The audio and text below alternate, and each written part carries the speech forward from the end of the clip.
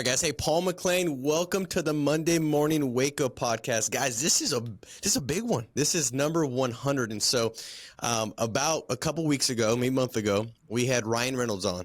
And I got so many people that reached out and said, dude, that was so good. When is part two? Because I said at the end, I said, we're going to have a part two.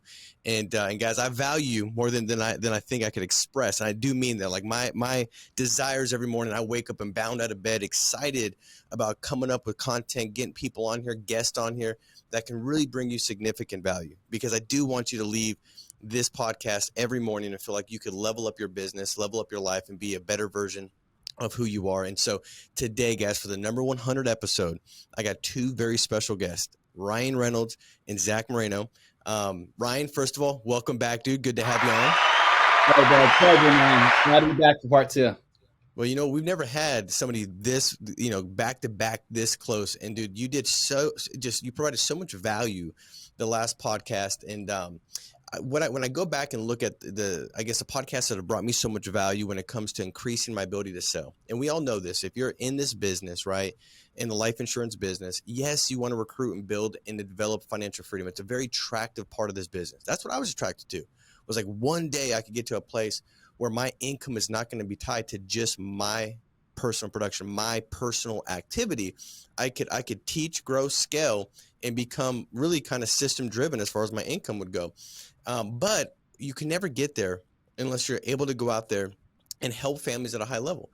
That produces cash flow. So this is the biggest part, the most important part of really anybody in this business. And Ryan, I'd venture to say, like, this is probably one of the most important qualities that you could have to go out there and live a fulfilled, successful life. Your ability to connect, to persuade, to influence, and help people understand your thought process, especially when it's one that's going to help them develop and get better. And so today, guys, this is going to be rapid fire objections 101. Like, we're going to go through rapid fire objections with Ryan. As we wrap up with Ryan, we're going to have Zach hop on. And I did this a while back with Matt Smith, and it really provided a lot of value. A lot of people got great things for it. Now we've got Ryan and Zach, two people that have gone out there and helped over 100 families a month on their own pen. They're Hall of Fame producers many times over. They're veterans of the game, and the reality is this: they're in my opinion, they'd be in the top probably 5 in the entire insurance industry in the entire country at what we do. And I can say that with credibility because, guys, Family First Life, it's like playing for the highest level, right? There's people in our top 100 that if you place them with another IMO, they would be the number one producer.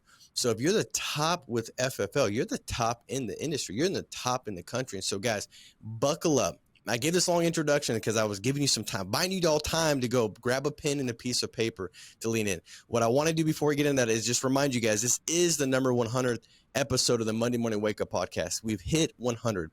And so today, only today, because it's a 100th episode, we're going to double the winners for the lead money. So we give out cases of $250 to 4 winners. So today, 8 winners. So you've got a double shot of winning.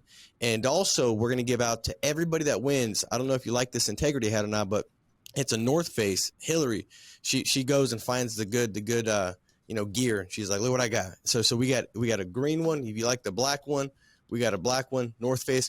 You're going to win those as well. So without further ado, Ryan, again, good to have you on, man. And what I love to do as we get into this, man, is just really quick kind of prelude this with like the psychology behind, the phones and some of the things that you think are very important to lay the foundation. Because what we're going to get into, guys, is word tracks, phraseology, rebuttals, great questions, and really overcoming every objection that you can see out there as a producer. But if you don't know why you're saying what you're saying, you can miss the boat. You could say it in such a way where like, man, I said what Ryan said and I still got hung up on.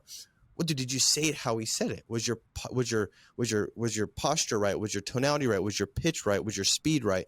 And see, understanding the psychology does influence that. So then you could be more guided by understanding, like, this is why I'm saying it. And you don't have to be so over the top with trying to remember every little word, because that makes it unauthentic. And you want authenticity to be there as you overcome these objections. So Ryan, if you want to start there, man, and then we're going to go back and forth on some objections, but kind of lay the foundation for us real quick, brother. Yeah. So I don't have any idea what I'm going to say. So the first thing is, once you understand the psychology, you don't have to think about what to say. And I think a lot of us, when we're new agents, we're trying to memorize these word tracks, and we get caught up on like saying the words versus understanding, like you just said, why am I saying what I'm saying?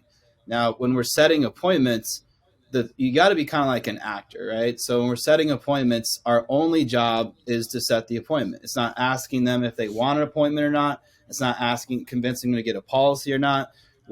Our job is to get the information to you. What time do you want, right? So it's a choice on times. That's the only thing. And if you just have that in your head and you always go back to it, you can almost ignore, honestly, a lot of objections you can ignore and just keep talking and end it with a choice on times. That's your only job, and actually works too.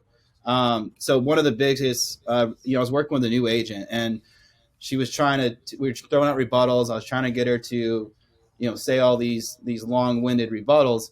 And finally, I just got kind of frustrated. I was like, the scripts are written by, professionals where, our jobs are to get rid of objections before they happen, right? So as long as you just stick to your script, usually it's going to get rid of most of those objections by keep talking. So I just said, hey, let's try this. Let's just say anything they throw out, any objection I possibly throw out, say perfect. That's why I'm calling, and go back to your script. And it started to work. And I was like, wow, I had no idea that you can just acknowledge what they said. Perfect. That's why I'm calling. And you go back to the script, and the script is usually going to answer every single objection before it happens, because most scripts are going to talk about they pick the right plan. So if they're asking about budget, you're like, yeah, you picked the right plan, and you're just going back to a choice on time. So that's, I think, the psychology you have to get behind, where I think a lot of agents are wrong in their psychology. When they're calling, they're like, oh, I need to convince this person to have an appointment, or I need to ask them if they want an appointment. It's not that. They've already asked, because they asked for information when they filled out the request online or filled out a mailer or what have you. You're just finding out what time works best for them. And as soon as you get in that psychology, all the rebuttals should be natural. Same thing when it comes to, a presentation. It's not asking them if they want a policy or not. These are obvious things. So once you believe in life insurance and you understand the value of it, the logic of it, like, hey, for a small amount of money, they're getting a large tax-free amount if they die tomorrow. What are our options? 100%. We can spend 100% of our money on our future, right? Or we can hedge our bets, spend 97% on our future, 3% on like an insurance policy. So in case things hit the fan tomorrow, all those future plans we work in our butt off for our family, 100% of them can happen. So this should be a no-brainer. And your psychology in a presentation is not, hey, should you have a policy or not? It's which policy do you want, right? So again, which time do you want for dialing? And then what policy works best for you and your budget for your presentation. Once you understand those two things, all rebuttals should be natural how you speak. I love that, dude. That's so good. And guys, I want you to hear what Ryan was saying, because I think most people struggle with this, because I did. In the beginning, my struggle was really understanding who I was and who the client was. I was just trying to make a sale. It was almost like I was trying to focus on the money I was going to make and the money that I would lose if I didn't make the appointment or move forward in the telesales process. And that messed me up. But if you can sit there and realize that the sale has already been made when they send the form back in. And so what I'd encourage everybody to do, if you don't do this, if it's not a part of your pre-game warm-up, right? Like just an athlete, they got a pre-game warm-up that they do things that put their mind in the game so they can operate and perform at an optimal level. Do you do the same thing? One of the things you could do is sit there and just really remind yourself of the process of them creating that lead, right? And if you're convinced of how they've already made a buying decision in the process that they went through, whoever has more conviction and a thought is going to influence the other typically. And so if I'm so convinced that they desperately need this, because everybody does, they sent this in, they went through all this process to send it in. Now when they give me an objection or say I'm not interested or I remember filling this out, they won't persuade me. Sell or be sold. I won't be sold because I'm so convinced and understanding of what they went through to create this. I know that that's just a knee-jerk response, or that's because they've got a sales barrier wall that they've kind of built and I've not yet done a good enough job to take that down, but they still already purchased. Just because they've already decided in their mind to buy doesn't mean they're not going to say some stupid things. My job is to make sure those stupid things don't influence me, but I'm so convinced that I can influence them. And Ryan, the funny thing is, the last point I'll put to this, because I think it really highlights what you said. And I want people to hear this, because everybody's like on the edge of the seat, like, dude, I want to get in these objections, man. Like I got to think about it. I got the quote objection right before I hopped on here, man. Give it to me. But no, we're going to hear, but hear this. Sometimes what to say after you get the objection, you can say it perfectly, but wouldn't you love to just not get it or get a lot less of it? or not make it a big deal. It was so easy for me, Ryan, as a new agent to just basically not know it, or unintentionally, I was like throwing like Miracle Grow on the objection seed, right? Like I was like throwing Miracle Grow, spotlight. I was making it such a big deal. What you're saying is like, dude, sometimes all you got to just say is like, perfect, Ryan. Definitely understand you guys wanting to get a quote. And once you understand and you relate, dude, now they're wanting to battle. They're wanting to engage. That's what they expect. But if you just relate to them, by the way, this works with everything. You know what I mean? Spouse, I got 5 kids. Like, it works with everything. But if you could just relate to them and say, perfect, I definitely understand, Ryan. The purpose of my call is actually to see what you can qualify for at the best price possible. Now, let me just ask you this. As far as our schedule, we are running really behind. As a courtesy due, because I know how important it is, I could put you at 5 or 7, which is better. You go right to the close. And, dude, that is so good when it comes to booking the appointment. I remember, Ryan, I heard this, and it's the person, one of the guys that helped me a lot in the beginning, he's like, dude, any question's going to help out. I'm like, what do you mean? He's like, just ask a question. Whoever asks the most questions wins the game. Man, I've played this game with my kids. It's a blast, Ryan. If you haven't done it, you got a daughter or a boy? I got a boy. Yeah. You got a boy? I always have to make questions with him to get through to him. He's a teenager, so he wants to argue everything. So if I'm making statements, see you later. But if I'm controlling the questions, I'm winning. It's the same thing on the phone. Oh, he's 15. Okay, perfect, dude. It'd be great. Yeah. So you do a game where I have to ask you a question. You can't answer the question. You have to ask me a question. And it doesn't have to be a very intentional, well put together question. It could be any question. So I did this with my this is back years ago. It should have been my fit should have been 10, and my other daughter would have been like 5, right? And they had to ask each other questions. They couldn't answer the question. So my daughter would say, "Where'd you get your sweater?" And then my other daughter, my young one, it's easy to just ask the same thing. "Where'd you get your sweater?" My daughter didn't even wear another sweater, right? She just asked, she's copying her. Now, it's easy to when the questions don't mean nothing. But my 10-year-old, she had this fight with her best friend, Zeta. They were not getting along. And Parker, I don't even know how she even like started getting on this. I think Payne asked her like, "Who's your best friend?" And then Parker was like, "Well, who's your best friend?" And then Payne was like, she paused because it was emotional because they were kind of fighting, right? And then Payne's like, "Well, where'd you get your shoes?" And Parker's like, "Is your best friend still Zeta?" And then Payne slows down, doesn't have a quick question. She's like, "Well, what color are your shoes?" And then Parker's like, "Do you think Zeta still says you're her best friend?" And then Payne goes, "Shut up, Parker. She's my best friend." You know, she loses a game. And it's just a power of questions, right? And I remember getting an objection early on, and the guy said, "Do you have to come over?" I said, "That's a great question, Ryan. Hey, what color is your car?" Honest to God, true story. I promise you, true story. And the guy says, "My car's white. Why?" I said, "Perfect, man. I've got a 6 or an 8. Which is better?" He said, 6. I said, "Great, I'll see that." And I booked the appointment, dude. It's just a power to interrupt to take back the control. So, dude, everything you said, that was perfect. That was perfect. And one thing, too, when you're setting your appointments, you never stop talking until you're asking a question. But the question you ask is always a choice question. It's never a yes or no question. So never ever stop talking. Right. Any rebuttals you get, again, you never stop talking until you end with a choice sometimes. That's when you stop. I love that. Answer anything you want, say whatever you want, in the choice sometimes. But that's it. Answer a question with a question. Yep. Exactly. So Ryan, you're always answering a question with the question, because guys, if you pause, that makes them believe they got to ask another question. And then the more questions they ask, the more control. If you tally when you're making a telesales or booking an appointment, you could literally put me, client, and you make a mark whoever asks questions. Whoever asks the most questions is going to win. Meaning if the client asks more questions, they're not going to have an appointment, which they probably lose because they need the appointment. But whoever asks the most questions is the one that's going to control and lead that conversation to where they desire it to go. All right, Ryan, let's jump into it, bro. Let's jump into it. I'm going to hit you with some objections, and we'll go back and forth on them. Now, I know you do telesales, so this is going to be great. I put together the objection handling workbook a while back, and that was just for booking an appointment to go see clients. And we can put that in the description too for anybody that hasn't seen that. But it's similar, I would think, as far as the spin with the telesales, because you're closing, on the phone. But we'll do some phones, and also some that would be in the home. But for most people doing telesales, I guess it's on the phone, but kind of in the home, so to speak, because you're going through that process to close. All right, so the first one is this. If somebody says, "Dude, I got to go. Can you just give me a call back later?" Oh, perfect. Yeah, we're almost done here. Did you want to do the 6 o'clock or the 8 o'clock? Which one works better for you? So, when it comes to that, I mean, Perfect. I've learned in all the times of doing this that anyone says they don't have time to talk, they all have 10 minutes to talk, or they're not going to answer their phone. So, I wouldn't speed up too much. I'd go right back to your script where you left off. But just perfect. This is we're almost done here, and go right back to your script.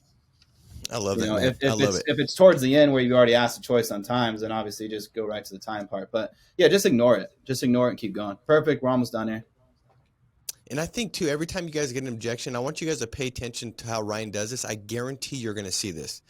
That when an objection gives you the opportunity to show the client who you are and teach them how to treat you, meaning that you can't determine that when you first get on a phone call with them. They might be treating you based off of experiences they've had in the past, maybe sales pressure, person rubbed the wrong way. So they're almost treating you as if you're that person that they've encountered before, right? Every time you open your mouth, you're giving them now a new perspective of who you are and how they should treat you. And so when somebody gives that objection, I'd always say, like, Ryan, perfect, man. I'm glad you said that because I'm actually leaving the office right now. The purpose of my call is just to set up a time to get back to you later because I don't have time now. We're actually shorthanded. And so as a courtesy to you, I'm going to do my best to get this taken care of. 5 or 7 tomorrow, which is better. And you 7. book the appointment. Yeah. But and then you can go back and but you're relating to them, and then also you're saying, man, look, you're taking back control, and I'm teaching you how to treat me, which is saying, listen, man, I'm glad you actually said that. I'm leaving the office now. I don't have time. The purpose of my call was just to set up time to get back to you because we are shorthanded. Listen, I got to go, but tomorrow 5 or 7, which is better. So you just flip the script because you are the doctor and they are the patient. So I love that. And I want you guys to pay attention to Ryan's objection handling. I guarantee you're going to see at the end of it. If pretend like you're the client. In fact, everybody watching this, I want you to almost pretend that you're the client. You got the client's shoes on, and then the objection is said. Ryan overcomes it, and then how you would feel. Do you see Ryan at a higher level, more of a professional? Are you more attracted to get into that next appointment, more attracted to move forward in the sales process? And I believe you're going to say yes. All right. Next one is this. I already got it taken care of. So I'm all good, Ryan. I got it all squared away, bro. Perfect. Hey, I'm so glad you got taken care of. You're probably like most of my clients that filled out multiple mailers because they want to get the lowest cost. So this takes about 5 minutes. Go ahead and grab a pen. Let me give you a confirmation code. You said what time you get off work tomorrow? That's perfect. Get off at 5. Okay, cool. So yeah, I'm gonna either put you down for a 6 or 7. Which one did you want? Should take us 5 minutes so we can just run those numbers and make sure it was the lowest. But did you want to do that at 6 o'clock or at 7? Let's do 7. Okay, great. Grab a pen for that security code. Let me know when you're ready. I love it. All right, so this is what I'm gonna do. Ryan, you're gonna do the objection. I'm gonna spotlight some of the psychology I see in it because, dude, that's so good. The psychology behind that is Ryan's finding a reason why they would want to continue to hear him out and hear the information. So he's spotlighting an intention. The intention is most people want to get the best price, right? That everybody can generally agree on that. That's a broad concept that we no say to it. yes. You can't No, say you no to can't it. say no to it. Yeah, I mean, who would say no? I want to kind of pay more and just Yeah, get one price. That's what I want to do. exactly. So you always, with the sales process, it's a funnel. You want to start really wide and you want to bring it in. So really wide, Ryan's saying, perfect, Ryan. Most families actually fill out multiple forms because they want to, get the best cost and the best product for their family. Fair to assume that's probably what you had in mind as well. Listen, we've been shorthanded because we are overwhelmed with the amount of requests. So as a manager, I'm just reaching out to be able to kind of help you out and get you what you originally wanted. Now, before we get forward, I got to ask you a couple questions. So you're attacking what their intention is. Now, he might have, before Ryan said that, thought, I'm good. Dude, in fact, I love my guy. My guy, great dude. We had some apple pie together or whatever. I love that dude. He was freaking great. And so he's already closed off. But when Ryan says that, opens up the door, right, the general broad door and intention, then the guy's like, man, heck, Ryan's kind of right. I'll hear Well, him you're out. agreeing with them too. And that You're like, door's open. great. Yeah, great. You already got a plan. That's awesome. Yeah. So I'm guessing you're like most people. You fill out multiple forms, you get the lowest cost, which is a smart move. So that's what we're going to do. It's going to take us about 5 minutes here. So when you get off work, I love that. Hey, you let just me said throw it something to you. again. Let me Hey, rapid the fire other you. thing, Ryan, you said, yeah, you can hit me now, but I want to say one more thing because you said it, dude. And this is stuff that is so important. You also made the person, you teed him up, Ryan. You made him feel like a higher, you leveled him up, so to speak. Like most clients fill this request out, they fill out multiple forms because they want to make sure they get the best plan, which is really smart. I'm sure you do the same thing. So you're basically saying you're a smart person, right? You're saying your intentions leading to being a more intelligent person. And so understand that too in the objection, when you can start to tee the client up where the person that you're teeing them up to be is more of the person that's going to make the choices that is led down your path to the sale, then you're guiding it in the right direction. So can you tee the client up where they're going to be the type of person that's going to purchase a plan for their family or hear you out, i.e. leading to the purchase? That's exactly what you did, which I thought was beautiful. So yeah, Ryan, you can hit me with one. Yeah, so I already got a plan, actually. I'm good. Okay, perfect, Ryan. Hey, most families that fill out the request, they fill out multiple forms because they want to make sure they have the best plan for their family. What I can do for you is this. We are shorthanded, so I'm helping out as a manager, is get you what you wanted, which is that information. But before we move forward, I got to ask you a couple questions.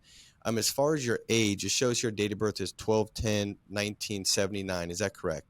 That's correct. And then I would just move forward. Now, I guess so if they already got a plan in place, I would do that. If it's an older lead, right, that's a perfect, Ryan. Most clients fill a request, and I go through that and say, now, when did you actually get your plan in place? It was about 6 months ago.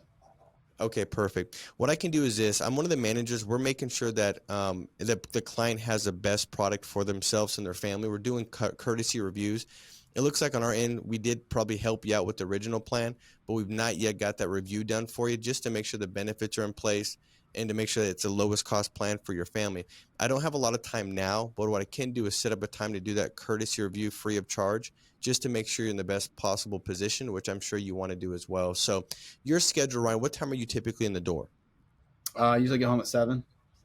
Okay, perfect. Now, tomorrow I don't have a 7 o'clock. What I do have is a 7:30. I'm going to put you at 7:30. And Ryan, as a courtesy, because we're going to have 15, 16 appointments slotted tomorrow, if you can give me a window between 7 and 8, is that fair enough? That works, yeah. Okay, perfect. And Ryan, I really do look forward to meeting you and helping you. I'll see you tomorrow between 7 and 8. And I would Perfect. just book Love it it. that way.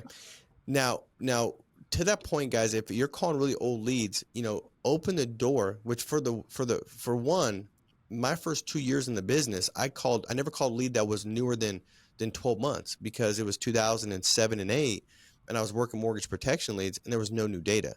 But there's always an end because if everybody either has life insurance, and if they do, you can probably give them a better plan because we have so many options and we have such a great mastermind group, right? Like Ryan's a part of my mastermind group, meaning that if I'm sitting with a client, if I'm brand new as an agent, I don't have to be the man because I know a man that knows his stuff. So I can call him.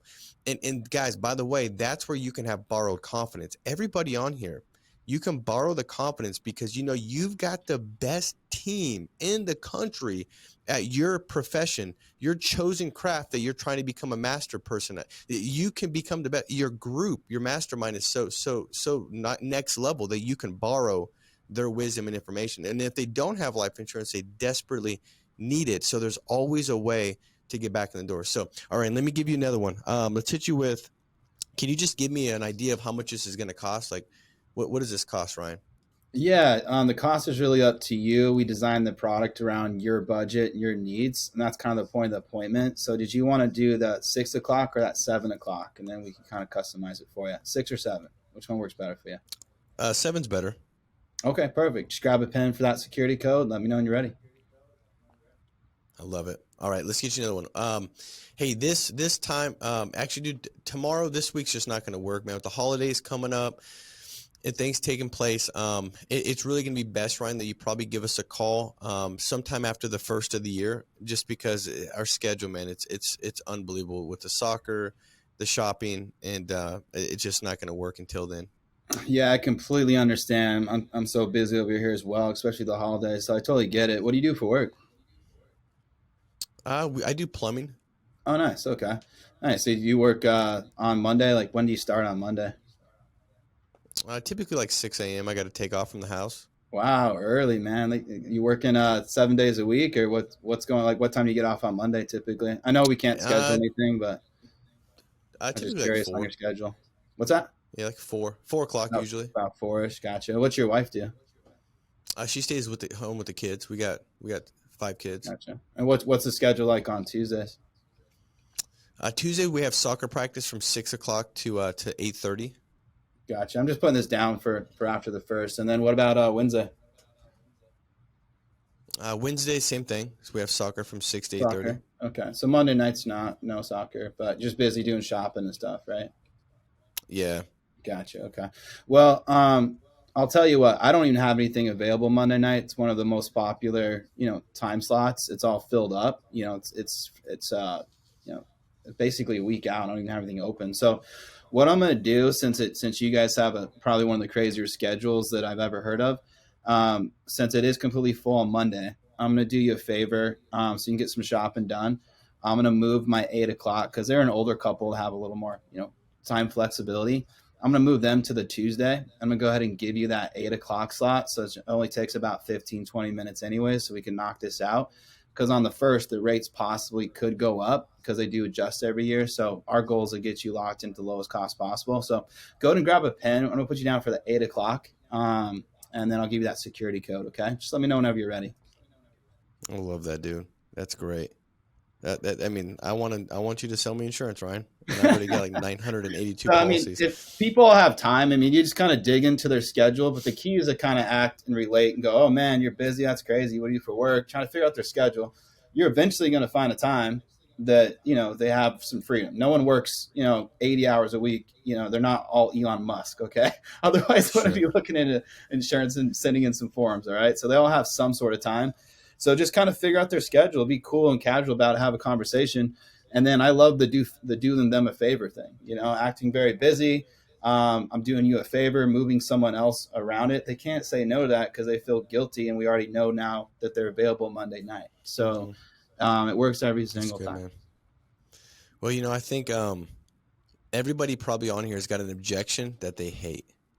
Like when they get it, they're just like, oh, this objection again. And that was the objection for me, dude. When somebody, I'd go through it all, because sometimes it could be going so good rapport. You kind of ask hey, most clients that fill this request out, they just really want to make sure when they die, there's not a financial devastation. They say, oh my God, yeah, because my sister just got cancer. It could be one of those where you're like, oh my God, this is like done deal. And then at the end, Paul, and they're so nice. If you just call me back after the first of the year, and you're like, God, but the way you handled that, guys, that's exactly what you want to do. So I want to break that down, and then we're going to wrap up with Ryan giving us a bonus tip that he's got, because when you help that many families, there's something that you figured out along the way that you can elevate, whether it's your close, and I like calling it a care ratio, because the more you care, the more you typically help. You increase your care ratio, your show ratio, and all those things are ratios where if you can increase it in 2023, guys, if you can increase it right now, you're going to increase profitability. Any ratio you can increase, whether that's show ratio, care ratio, booking ratio, it's a big deal. So I want to, if Ryan's got a tip related to those. But when you go through, the first thing Ryan did was he didn't try to say you're not that busy. Well, or he didn't try to say, well, Ryan, I know this is important for your family, right? And then his response is, yeah, Jack, it is important to my family, but I can't do it until the end of the year. That would be the response, right? But a lot of times that's what we want to do, because and by the way, we all want to do that because we're thinking that dude, this isn't that important to you. What is wrong with you? And to that point, Ryan, I always thought nobody's Bill Gates or whatever, Elon Musk, but if it's important enough to one of those dudes, will they make time for it? The answer is of course. And they're pretty busy, right? They're pretty busy. But if it's important enough, they would meet with Ryan. And it is important enough, and you guys got to both be convinced of that. And so you relate to the client like, Ryan, perfect, man. I understand being busy, 100%. In fact, they've got me managing multiple different counties because we are really shorthanded. So as a field underwriting manager, I'm kind of helping out in the area. Ryan, what I'm going to do for you is this, because I know how important it is. I'm going to put down some notes here and see how we can best accommodate you down the road. Because the thing is this, during the holidays, we're really inundated and overwhelmed. I don't know if it's for one, mortality is significantly higher than in the mortality in the holidays, or if number two is families are just thinking more about their family, but it is very difficult from a scheduling standpoint, which is why I'm helping out. But for you, what time are you typically in the door? 5? Okay, great. Listen, I don't have a 5 o'clock. In fact, we're booked all next 2 weeks in this area. As a courtesy, because I know how important this is for you, I'm going to move my 5 to 3 and put you at 5. If I can't do that, I'm going to call you and let you know I can't do it. I got to check with the clients and the schedule, but I know it's important, so let's plan on that. And the only thing I'm going to ask is a window from 5 to 6 because I'm really trying to make this work for you and your family, Ryan. Is that fair enough? And it's in the flow is like, I'm busier than you, but I'm not saying it directly. I'm articulating it in such a way by saying, I understand, man, having a busy schedule. In fact, they've got me over here and over here and over here. And then you tie, reason why you're so busy, which is going to get a seat in their head as far as the urgency of getting this, because mortality is higher in the holidays. We have more requests. People are thinking more about their family. This is the number one thing they can get for their family is peace of mind, which they're thinking like, God, I should be putting this first.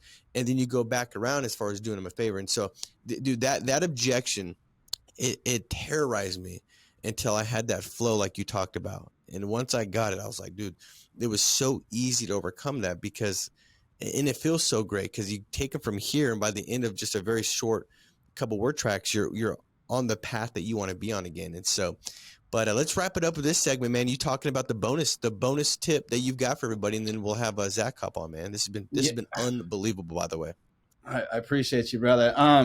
So I've been trying. I do set appointments for telesales, and the hardest part about that is you don't get to knock on the door, and where people forget and they're like, "Oh, I forgot you're coming." But like, "Well, I'm here. Let me in." Right. So the no-show rates for telesales, typically you hear people saying 50% no-shows. I've been tweaking this part of setting the script for the last year, and I feel like I finally nailed it to where if you do this, and I'll break down the psychology of it, you should start having your no-show rates be around 20% or less, which is pretty cool. So it's all about the ending. So the first thing is, long time ago, 10 years ago, I did the confirmation code, and this makes them grab a pen, right? And that way they're writing stuff down, because if they're writing stuff down, it works. Now I'm calling it security code. Okay. For telesales, the biggest issue is trust. So I'm doing security code. And you guys, our jobs as medical field underwriters is to make sure we do anti-money laundering courses all the time. Our jobs are to make sure that, the clients are who they say they are. We're looking out for the insurance company. We are the middleman, right? So if you're setting an appointment and you have a security code, and it can be your code every single time to verify that the person you talk to at first is the person you're talking to at the presentation, right? So mine's always 7W52. So grab a pen for that security code, 7W52.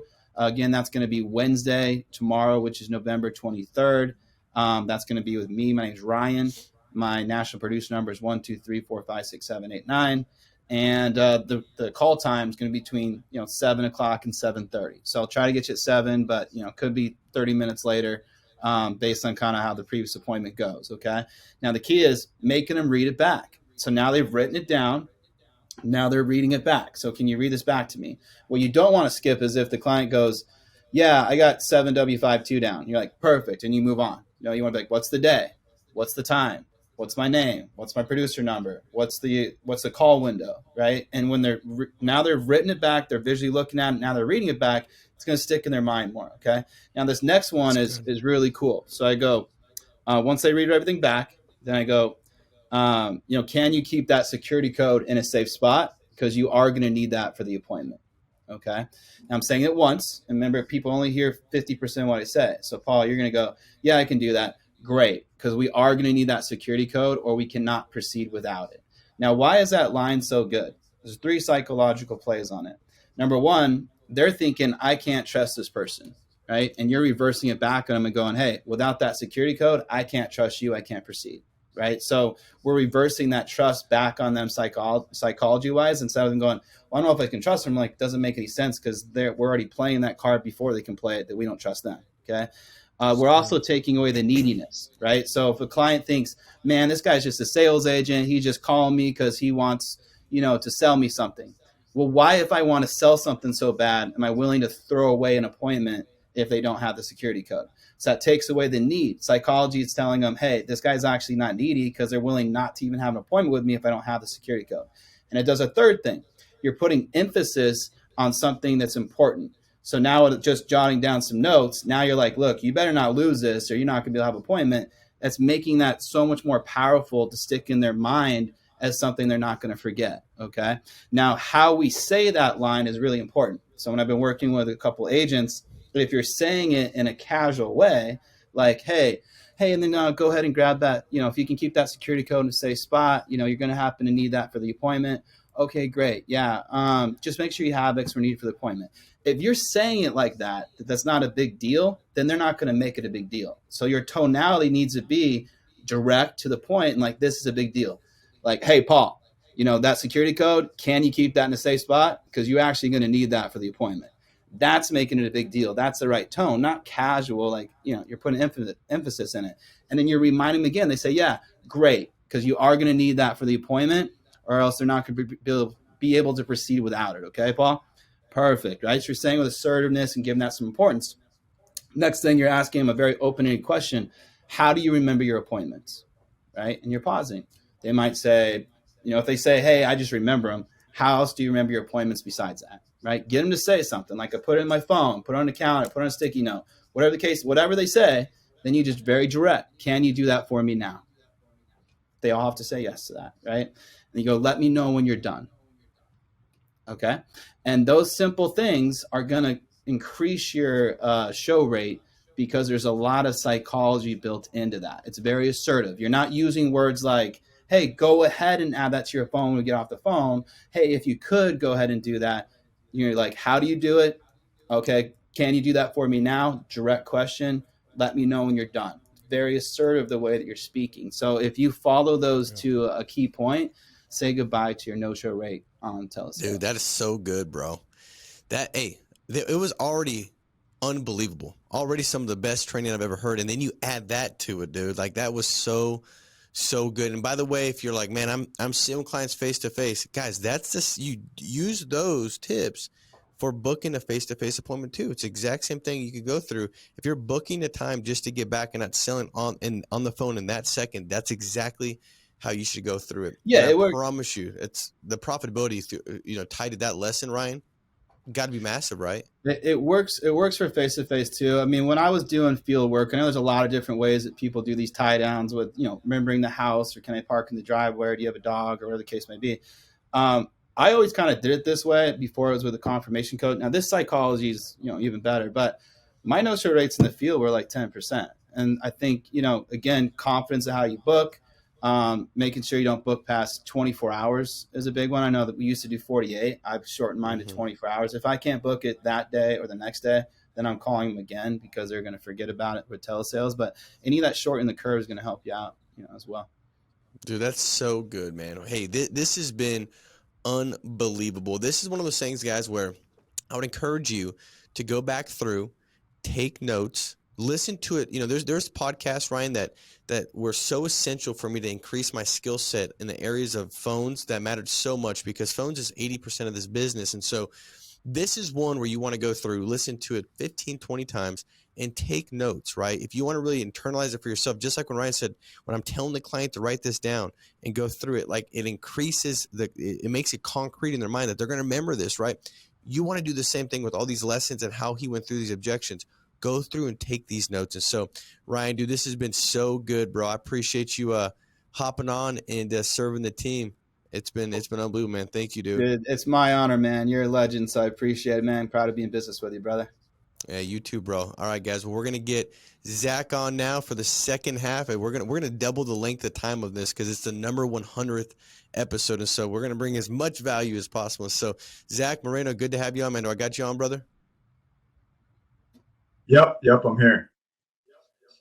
Awesome. Yeah. Hey, man. Well, hey, appreciate you hopping on, dude. And guys, just so you know, I've already kind of talked about this a little bit, but I got to say it again, because Zach is that good. This is somebody, guys, that's gone out there and helped well over 100 families in a month, right? I thought I did good, and then Zach came out and he messed up my whole self-image over 10 years of thinking I was a top producer, because it was just another level.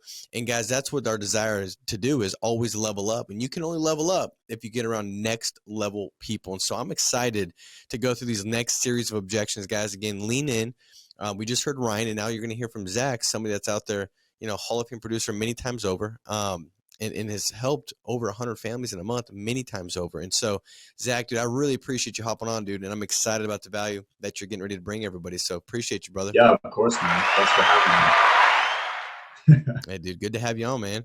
Well, hey, let's get right into it. So we already covered a good amount of objections. One of the ones that I know that somebody's on here saying, like, please, will they please, cover I'm not interested. So let's cover that one. So if you're on the phone and I say, Zach, I'm not interested, what do you say?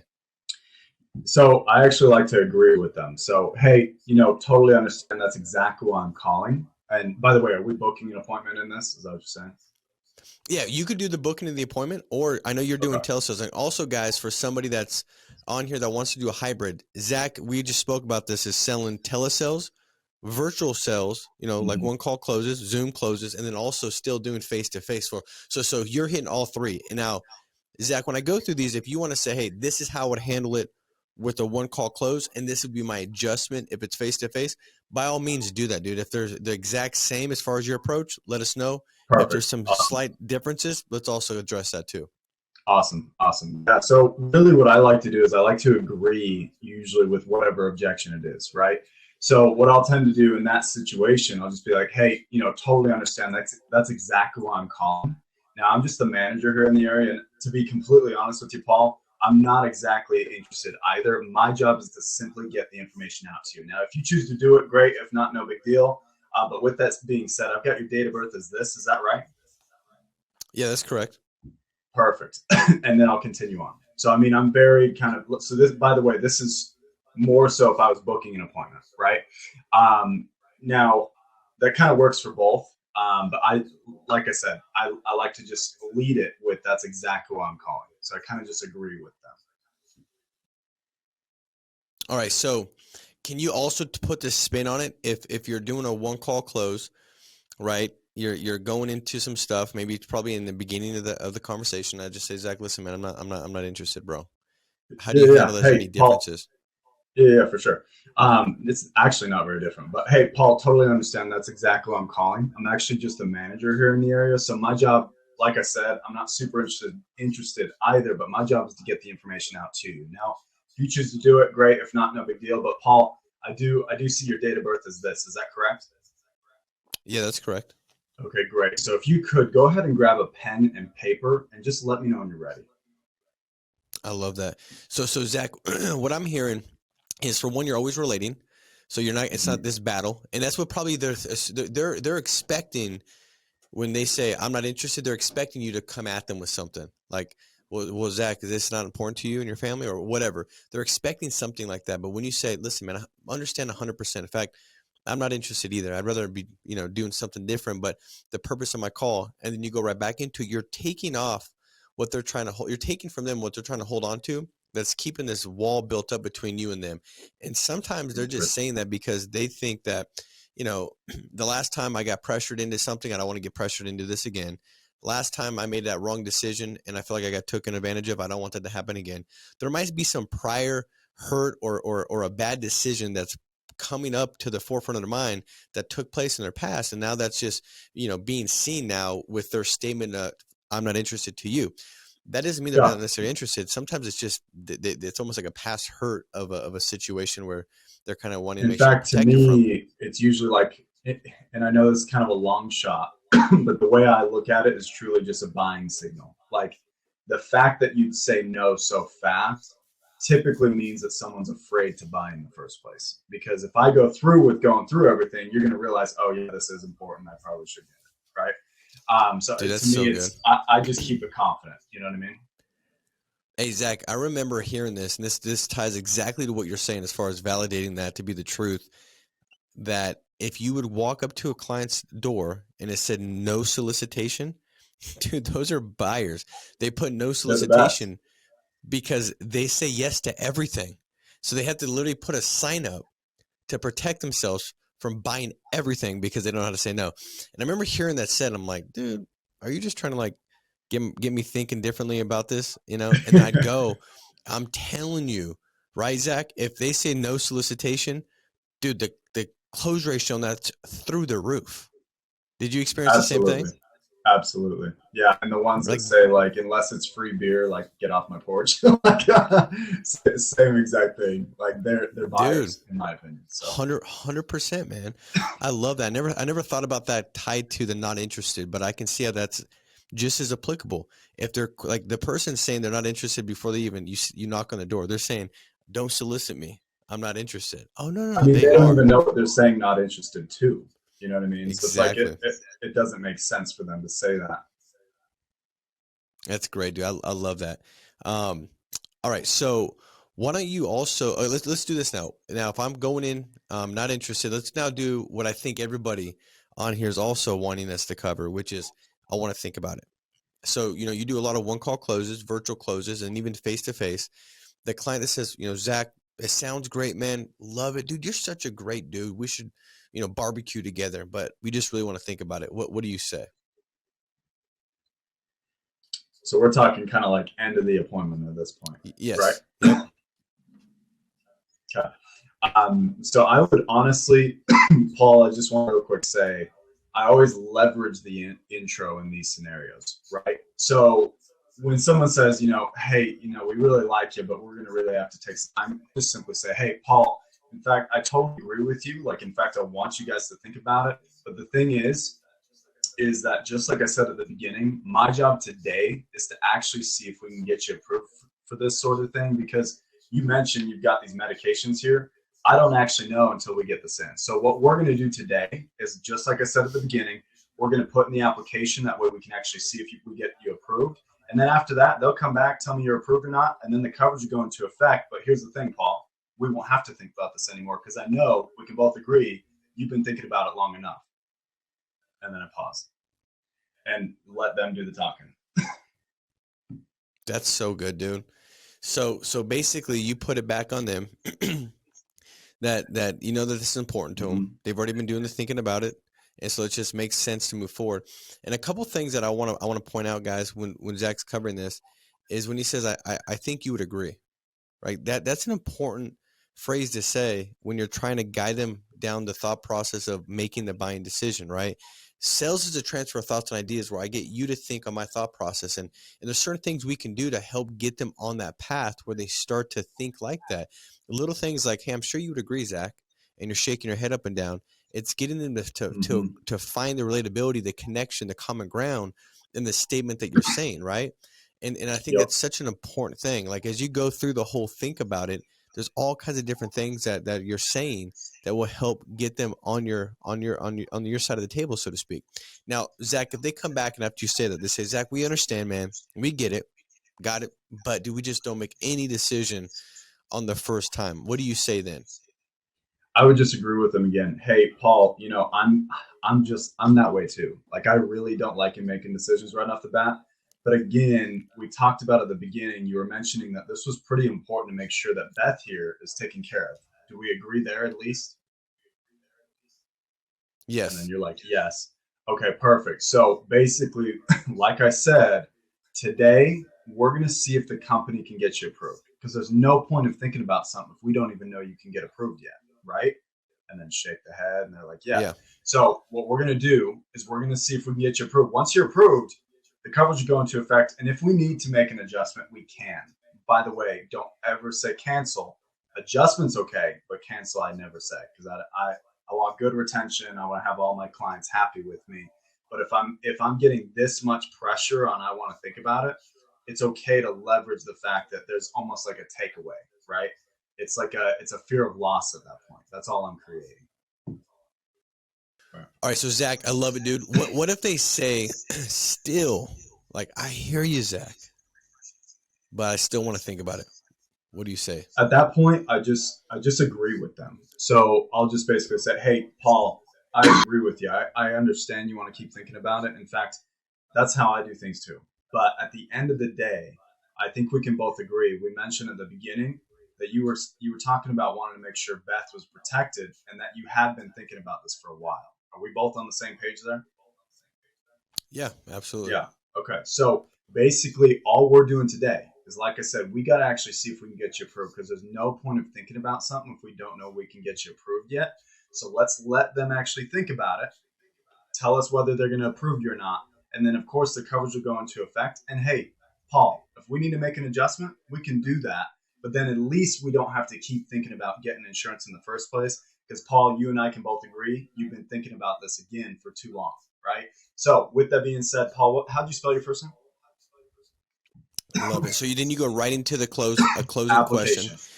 Yep. Yeah, dude, Zach, I got to say this, because this is where my profitability went through the roof is when I realized that just because they want to say they want to think about it, and maybe it's a second time and a third time, that doesn't mean that I'm not going to get them to eventually a yes. It might take 4 or 5 times.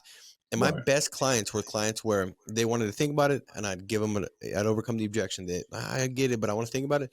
And then I'd go at it again, and like 5, 6 times in. And then finally I would close the deal.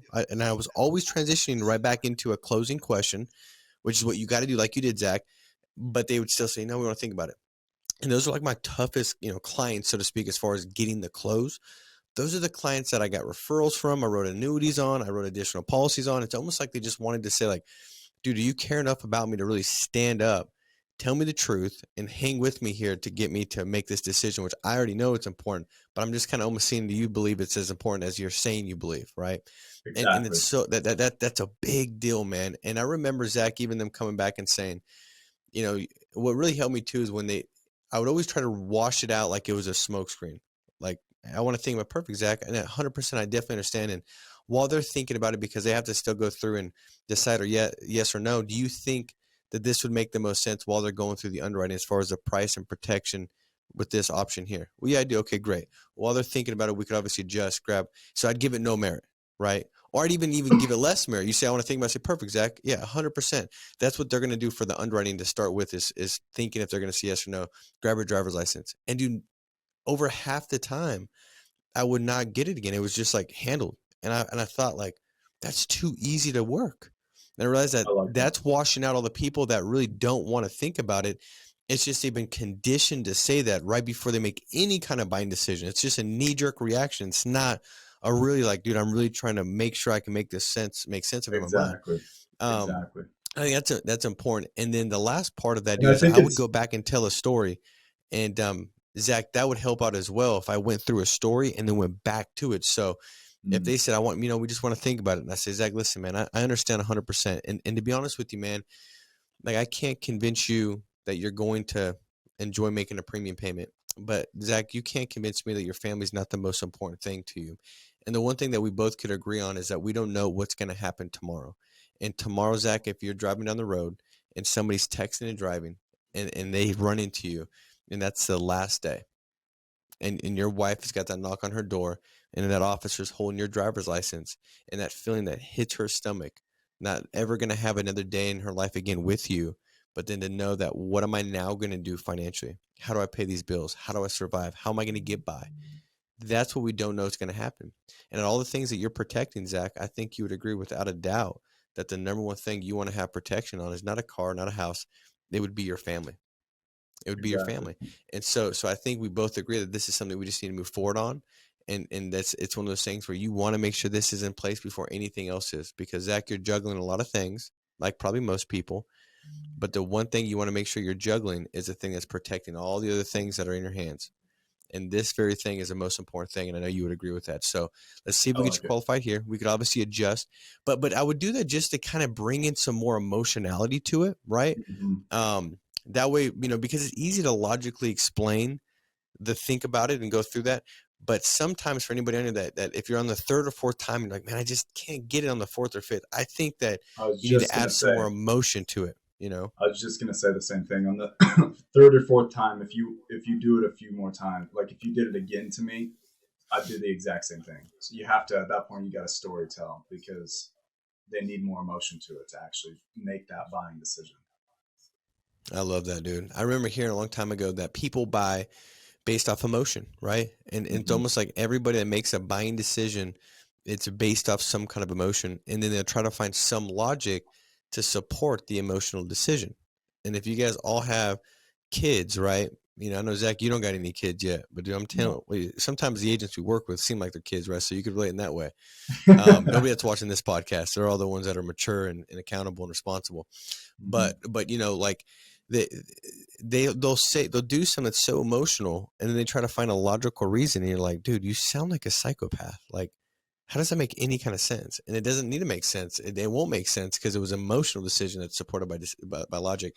So to effectively close, we always want to make sure we have the right balance of emotion, because that's what moves people to the buying decision, and enough logic, because a logic will keep them with that commitment and decision that they originally made in the emotional state. So your persistency stays at the right level.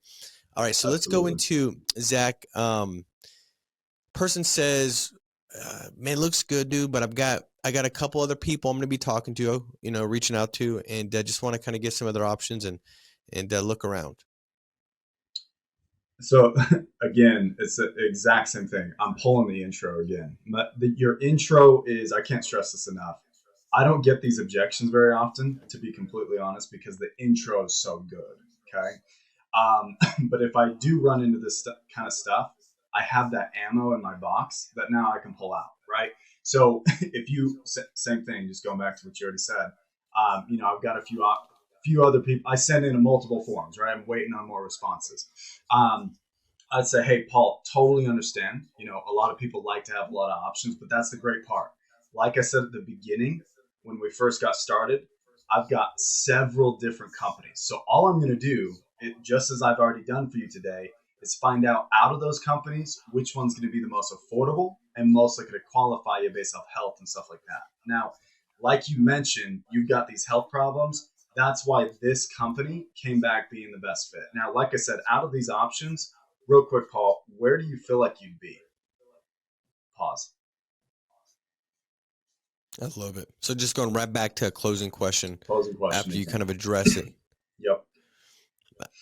I love that, dude. And one thing I think too, for anybody that's on here, like for an agent, like having short-term goals and structure is important to kind of give you some confidence in the home and on the phones when you're working with these clients, and realize that, like, if you feel like you're out of sorts or you're kind of off kilter, like I remember Zach getting objections sometimes, and I'd almost feel like somebody was pushing me against the wall. Like, they'd be like, "Can you just give me a quote?" And I was like, "Oh man," like I just felt like like I'd lost control. I had lost my posture. I lost my stance, and I was in this fight, and I was leaning back, and I was getting ready to get hit, and I was going to be over, and I was fearful of that. And that changed when I realized that, dude, if I could just get back to asking the question and getting back in control, these people have already made the purchasing decision. They already want to buy. I just got to make sure that I stay and hold myself in the right way and keep the control by asking questions. And if somebody says something like, "I want to look at a bunch of," I got a couple of the people to call. The one thing that helped me, Zach, in the beginning to kind of keep at least my grounding and then kind of work from there was just saying, Zach, I understand 100%, man. I think that I'm always, I guess, kind of like worried about the person that doesn't do that, that doesn't have the enough understanding of the importance of making sure that you have the right thing for your family, because this is the most important thing for your family. You might not come home tomorrow, Zach, and the plan that you have in place is going to be what depends on this, how your family survives and what their financial situation looks like. This is a big deal. And Zach, let me ask you this: like, are you looking at just wanting to make sure you have some multiple options, right? To really kind of give the contrast of what you have in place? Or are you looking to talk to multiple different people? Yeah, honestly, it's a price thing. Like, I'm just wondering if maybe someone can offer me a cheaper price for the same coverage, Okay, perfect. And Zach, I think most people feel the same way. That it's more of just making sure that they have a couple different carriers that they can identify where this fits as far as, the affordability. Is it the best option out there? I don't think many people want to, talk to 7 different people, right? And have to go through all that whole process of the financial inventory and what have you. I don't think anybody's like that. And so, Zach, the good news for me and for you is that I filled underwrite. And so I'm not a captive sales rep. So when I look at this, it's not just one company. I look at all the guidelines that are out there for health, and I match them up based off of your unique situation to figure out what's the best fit. And so when we look at the different options, this one is this premium with John Hancock, this one's this premium with Aetna or whoever. And so this one's able to protect you at the best option possible, where another company might have a lower price, but you wouldn't qualify. So then it's going to ding your medical records. You'll be frustrated and you'll be unprotected until you actually get an approval. Does that make sense, Zach? He's going to say absolutely. yes. I'll say perfect. And so let's go ahead and see if we get you qualified here. Now, if they do say no, I will be looking at a different option, but I always try the best option possible to try to get you qualified at the lowest risk, because the lower the risk, the lower the premium. But if they do say no, because I'm trying to get at the lowest risk, we'll have to go just a little higher risk. I might just adjust a little bit, but I'm always going to start at the lowest possible risk, not to start way higher and you're paying more than you need to because you could have got in at a lower risk option. Does that make sense? Yeah, absolutely. Great. And then you move forward. And I think the questions just really kind of helped me get some structure behind all that. And I think that's perfect, man. Zach, talk about, So if somebody says like, dude, I've already met with some people before, I'm just kind of unsettled and want to, think about it and go from there. If they've already met with people before, do you have a way that you approach that? If when you sit with the client and you're like the fourth person in, to not become the fifth person, is there a proactive way you can handle that? Because I remember sitting with clients and it's like, they'd already met with three people. And I'm thinking like, dude, am I going to be the fourth person? And there's going to be another person. Mhm. Like they're just they're lonely. Like, is this a To be lonely person? honest, I think it's actually more of a mindset with that one. So it's like, for me, it's like, I know it's a weird like way to look at it, but like, that's like someone shopping relationships. It's like, well, I'm going to be that guy. You know what I mean? So it's like, it's a little bit more, you have to have this confidence to it when you're talking to the client at that point, right? And I've had several times that the client will actually open up at the end, and I didn't even know, but they'll open up at the end and be like, yeah, I've met with 5 people. I'm so glad I met with you, right? I didn't actually need to know that.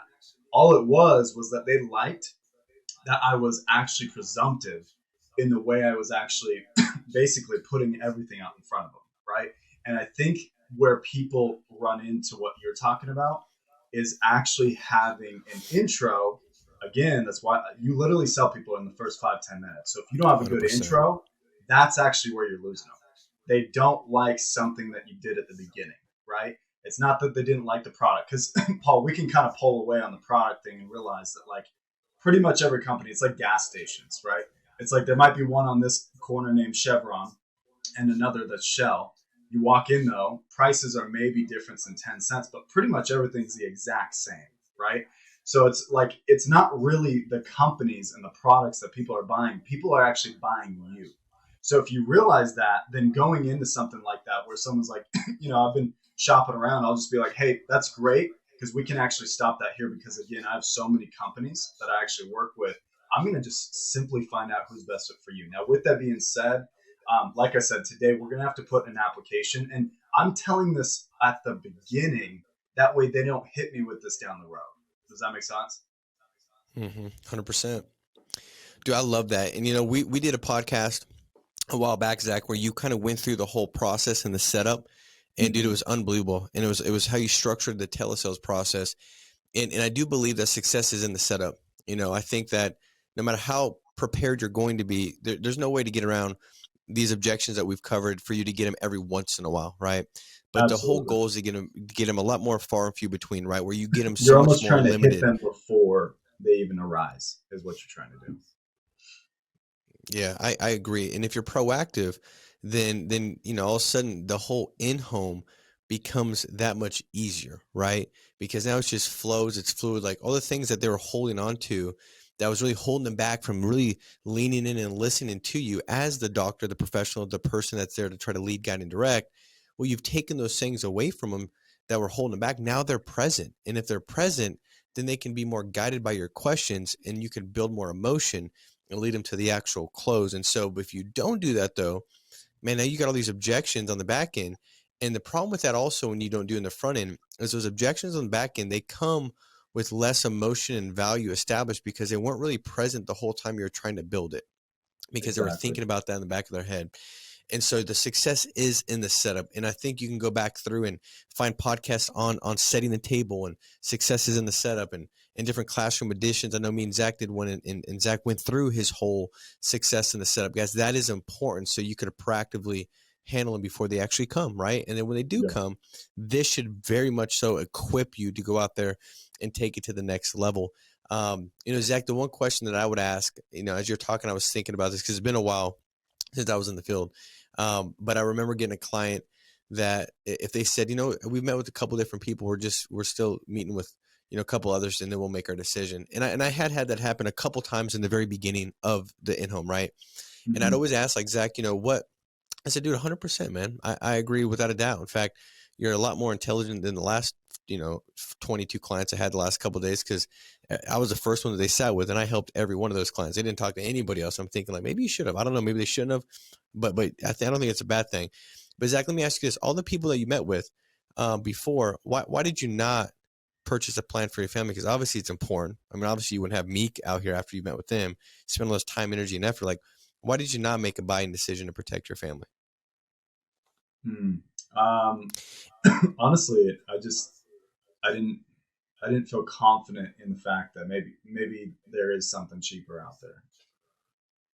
Okay, got it. So cheaper. Was there anything else in addition to that? Like what else in addition to that held you back Other from than trying to get that, qualified for your a family? couple of them were like newer people. It seemed like that they're just maybe they didn't fully have everything put together. But like honestly, I think the biggest thing was just more so the purchase itself, like how much I'm actually spending for the amount of coverage I'm getting. Got it. Okay. So to this point, guys, what you want to realize, and this would be the last thing we'll talk about the objections. The last thing I want to do is have Zach give us a bonus tip, like right at the end, which I thought was great, where it's addressing increasing close ratio, show ratio, booking ratio. Any tip that you guys, Zach, we'll end with that. But what I want you guys to realize is sometimes an objection's a smokescreen. And if you're good at asking questions, you're going to identify if it's a smokescreen. And you cannot overcome an objection to move forward in the sales process if it's not the real objection. And so asking questions is going to identify, is this really the objection or not? Now, when a client's met with a bunch of different people, point out the pink elephant in the room.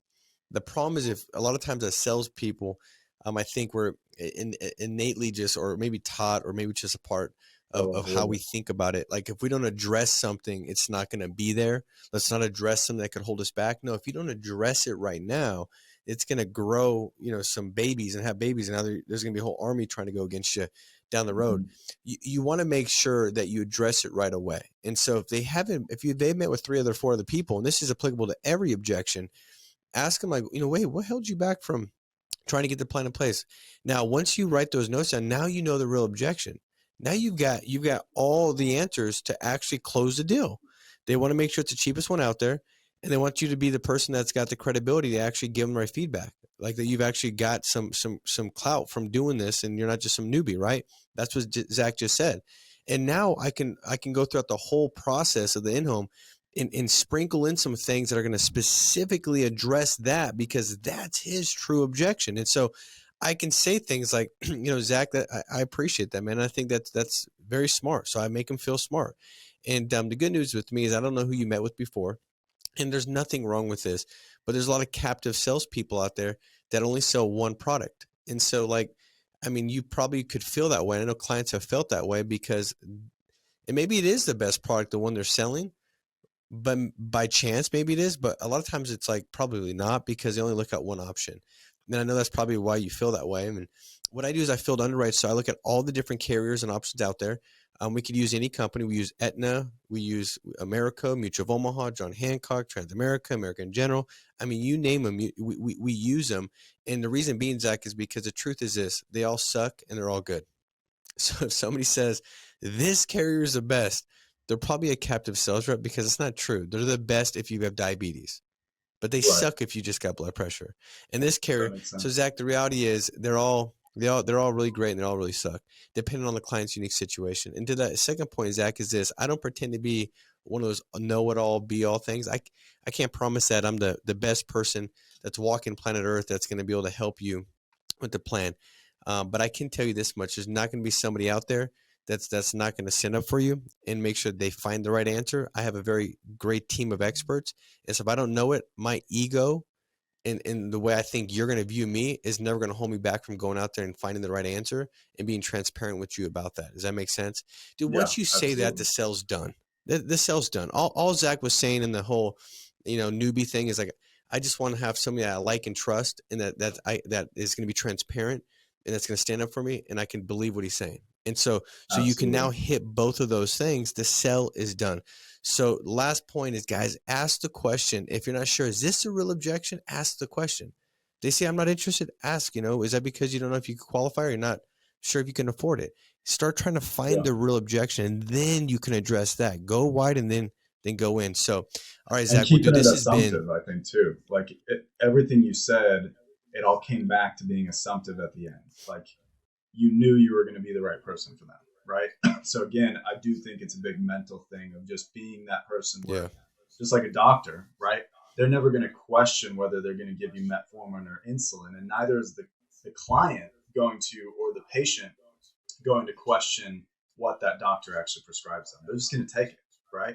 So it's that same kind of mentality. And I heard you say something, you said feel, felt, and another thing was like found, right? So that's such an easy way for whenever I'm training someone new, I always give them that, because feel, felt, found, just like you were running through, is such an easy way to kind of cool the room. You know, a lot of people feel that way. You know, I understand that you probably felt that way before, and then this is what we found. That's all you were doing, right? So it's a simple mentality hack. But to leave one last thing, I know I left mindset big on the last one. So I'll leave mindset out on this last part. I actually want to go into one thing that I think a lot of people have questions on, because I get it all the time, which is going to be in regards to like retaining that business, right? I think, you know, people will get a sell and they get all excited, but not every sell is going to stick, right? We have to assume, just like Sean's always even said, right? 20% is going to fall off. Right now, as you get better, that gets better too, right? We can always increase the numbers, but the thing is, that is actually one thing that if I can help you increase that, then I've done my job. So with retention, even if I went through with Paul and, you know, it was a think about it and I had to hit it over and over and over, well, at the end, I'm going to act as if it's already done and it's super solid and we have this relationship. So basically what I mean is you got to make the intangible now a tangible. Okay. That's the trick to retaining business. That's why my retention now is like 91% with America. Right. So basically what I'll say is, Paul, so really quick, I just want to make sure we're all on the same page. Beth, you too. How's it feel to get something like this done? Does it feel good? Yeah, absolutely. Beth, what about you? And I bring her in, right? And she's like, yeah, we've been thinking about it a long time, yada, yada, yada, right? And I'm like, perfect. Yeah, that's exactly how most people feel. Now, the thing is, it's important to understand that once you have it, you don't want to lose it. Okay, Paul? Because it does no good if it's not around, right? So this is one of those things I will say everyone wants to complain about. Paul, I'm with you. I don't really love paying for insurance either, but I think we can both agree if something were to happen, right, it's better to have it than not, because the person that has it is like, I'm so glad we had it, rather than the person who didn't, who's like, oh my gosh, now we're in trouble, right? So if you have financial issues down the road, just call me. We can always adjust it. You need a bigger program, same thing, give me a call. But lastly, Paul, if you could just promise to keep me in the loop, then I can definitely promise that this will be there for you and do what it's supposed to do. Can you promise me that? Yeah, 100%. Did I get a yes from Beth? Beth, you too? Yes. So the reason I wanted to come back to this is because, again, I think retention is almost just as important, because we don't want to write a bunch of business and not be able to hold it. So I want to leave you with that. Dude, that was so good, man. And I love how you did that, because, you know, Ryan's tip was how to increase your show ratio. All this call has been increasing your care ratio, how many clients you can serve and help, right, with all these objection handling. And then you wrap it up by making sure that, you know, you can keep these clients, which is your persistency. And that is such a big deal. Like, if everybody on here is like, man, I want to go from 20 families a month to 25. Well, if your persistency is only 60% and you can increase that to 85, you just did that without having to put any more activity in. Exactly. As far as the net income. And so it's a big, big deal. You start going out helping 400 or 500 families in a year, and you increase your persistency by 10%. Dude, that's more additional income than you know my dad made growing up. I mean, like additional by just getting your persistency higher. And what good is it to protect 100 families in a month and only keep 50? You know what I mean? It just doesn't even 100% make sense at that point. Yeah, man. Yeah, and if you're passionate about helping people and it's about really making a difference, the only difference is truly made is when they actually use the benefit, right? Exactly. If they have it for 6 years and they let it go. And so I love that. I would suggest everybody goes back and re-listens to what Zach just said and not take that lightly, and be aware that if you can be a student in the business when it comes to keeping your clients on the books, having them keep the protection, which is essential as far as you going out there and really doing a service. If you can do that, guys, I promise you it'll be a profitable, beautiful year for you. So Zach, hey man, I appreciate you hopping on, dude. This was so good. Again, guys, I want to remind you, to like, subscribe, leave a comment. This is the 100th episode. So only this episode, we're not having 4 winners for leads. We're having 8 winners. So 8 people win $250 in leads. And also we've got different hats. If you like the black one, in fact, Zach, you like the black one or you like this one? Which one you like? Can you see this? I'm with the one on your head. I like that. The tan. All right, dude. Hey, we'll get it to you, bro. You get one for being a guest. We have 8. We have 8 to send out, guys. So, hey, I appreciate you guys joining, and hope this served you and served you well. I do encourage you for this one to be one that you go back, take notes, be intentional, write things out. You want to really get it into you, because this one was all about skill set, practicality, and how to go out there and truly level up your business. So, Zach, Ryan, appreciate you guys. Thank you for joining. Of course. All right, guys. Hey, go out there, make it a big week. Be strong, stay steadfast, and we'll talk to you soon. Take care. Bye-bye.